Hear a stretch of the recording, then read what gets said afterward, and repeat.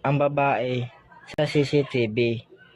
Yung babae pumasok sa CR at bigla na nga itong lumabas dahil tila may nalimutan yata na bitbitin sa loob ng CR.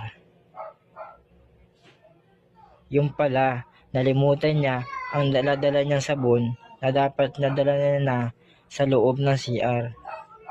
Hanggang sa hindi na nga namamalayan nitong babae na meron na nga pumasok na ibang tao dahil gumalaw ang kanilang CCTV.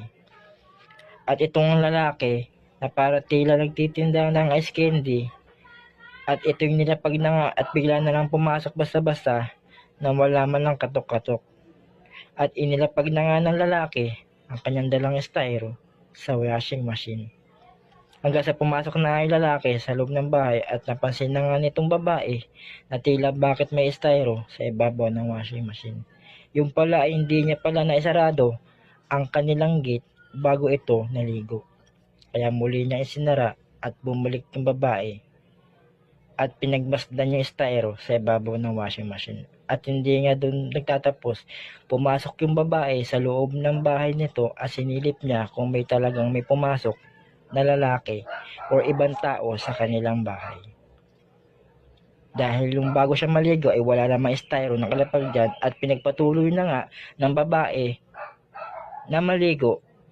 Ngunit itong lalaki habang naliligo yung babae ay lumabas na nga ito at parang tila mayroong hindi magandang gagawin at tamang silip-silip yung lalaki at bigla na nga itong dumungaw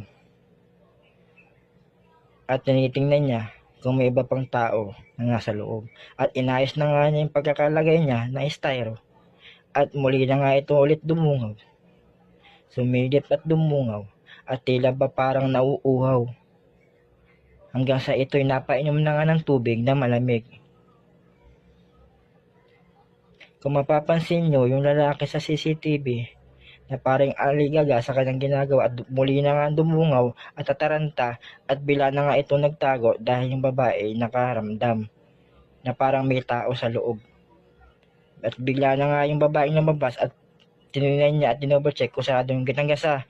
Nakita na nga niya yung lalaking pumasok sa loob ng bahay nila at nagtatanong na kung sino ka. Bakit ka nandito? So ito na nga ang mga sumunod na eksena.